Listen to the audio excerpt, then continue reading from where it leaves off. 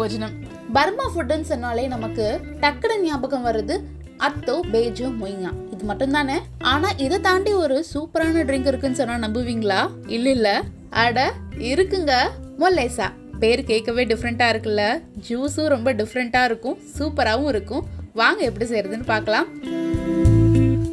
அதுக்கு தேவையான ingredients: 1 cup வெல்லம், 1 கப் பச்சரிசி மாவு, 2 கப் தேங்காய் பால், ஊற வச்ச 1 டீஸ்பூன் சப்ஜா சீட், ஊற வச்ச 2 டீஸ்பூன் பாதாம் பிசின், தண்ணி தேவையான அளவு, உப்பு தேவையான அளவு. மொல்லேசா எப்படி செய்யறதுன்னு வாங்க வீடியோக்குள்ள போய் டீட்டெயிலாக பார்க்கலாம். அதுக்கு முதல்ல 1 கப் வெல்லத்தை நல்லா இடிச்சு தண்ணியில ஊற வச்சிடலாம். ஒரு அரை மணி நேரம் கழிச்சு பார்த்தீங்கன்னா வெல்லம் நல்லா கரைஞ்சிருக்கும். இப்போ பாகு எடுக்கிறதுக்கு ரொம்ப ஈஸியாகவும் இருக்கும். வாங்க பாகு எடுக்கலாம்.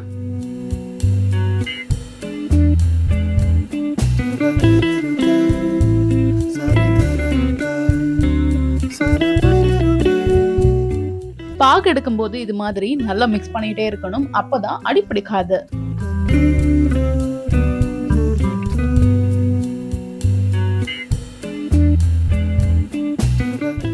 இருக்க வெல்லம் எல்லாமே இது மாதிரி நல்லா கரைஞ்சிருக்கணும். இது மாதிரி நல்லா மிக்ஸ் பண்ணிக்கலாம்.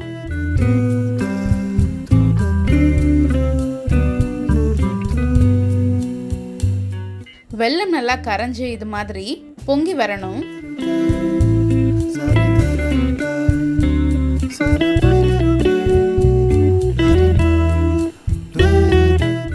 பாகு இது மாதிரி நல்லா கொதிக்க விடலாம்.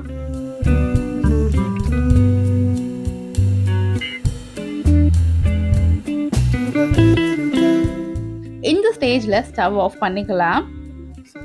வெள்ளை பாக தனியா ஒரு பாத்திரத்துல ஸ்ட்ரெயின் பண்ணி நல்லா ஆற வச்சுக்கலாம்.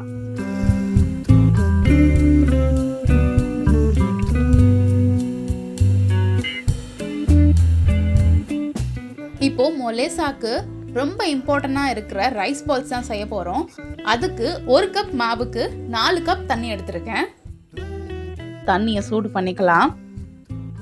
தண்ணி சூடாக ஸ்டார்ட் ஆயிடும்னா தேவையான அளவு உப்பு சேர்த்துக்கலாம். தண்ணி நல்லா கொதிக்குது. இப்போ 1 கப் பச்சரிசி மாவை கொஞ்சம் கொஞ்சமா சேர்த்து மிக்ஸ் பண்ணிக்கலாம். இது கட்டியாகாத மாதிரி நல்லா மிக்ஸ் பண்ணிக்கணும்.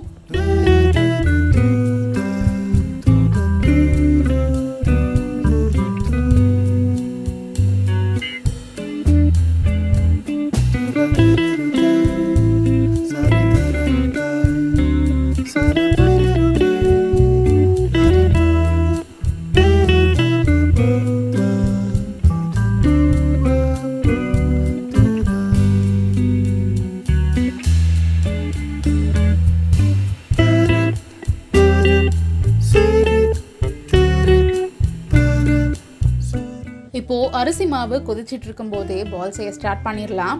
அதுக்கு நான் ஒரு பேசன்ல ஐஸ் வாட்டர் ஊத்திக்கிறேன். ஐஸ் கியூப்ஸ் இருந்தா கூட யூஸ் பண்ணிக்கலாம்.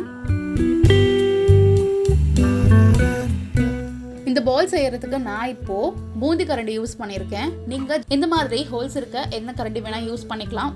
அப்பதான் ஒரு பெர்ஃபெக்டான ஒரு பால் கிடைக்கும். இப்போ இருக்க மாவு எல்லாத்தையுமே இது மாதிரி தேய்ச்சு பால் செஞ்சுக்கலாம்.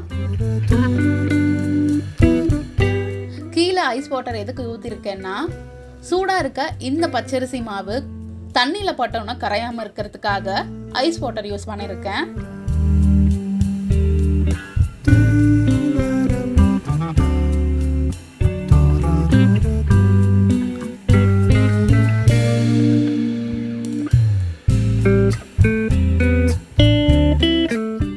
அவ்வளோதான், இப்போ ரைஸ் பால்ஸ் ரெடி ஆயிடுச்சு.